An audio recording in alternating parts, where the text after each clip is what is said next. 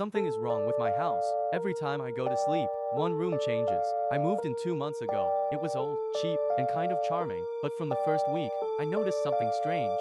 One morning, the bathroom wasn't where it had been the day before. It had moved from the left hallway to the right. I thought I was tired or imagining it. But then the kitchen window disappeared. Then the staircase flipped sides. I started taking photos of every room before bed, every night, and every morning. Something didn't match the photos. The doors were wrong. A hallway would vanish.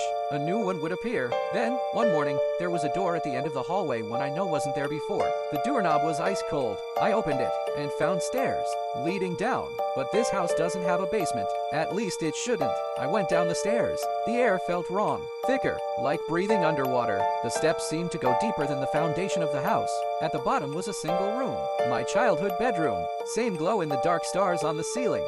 Same stuffed bear with the missing eye. Even the dent in the wall where I threw a baseball once. But this wasn't a replica. It was exactly my room. The one that burned down when I was 10. On the far wall, something was carved into the wood.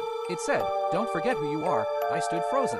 That's when I noticed another door, one that wasn't part of my old room. It was plain, almost hospital-like. I opened it. Inside was a hospital room. Machines, monitors, tubes, and in the bed was me, unconscious, pale, hooked up to machines. I stared at myself, completely frozen. A nurse walked in. When she saw me, her face went pale. "You're not supposed to be here," she whispered. "What is this?" I asked. She said, "You've been in a coma. 5 years. House fire. You're lucky to be alive." And suddenly, it made sense. The house, the shifting rooms, the missing halls, they weren't real. They were parts of my mind, glitching, rebuilding, memory by memory, room by room. The new door wasn't just an exit, it was a test. My brain was giving me a choice to wake up and finally remember what happened. The fire, the thing I'd buried deep.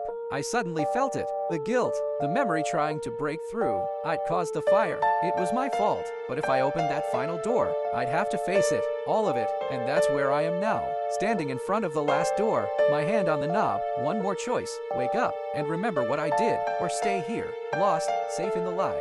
So tell me, would you open the door?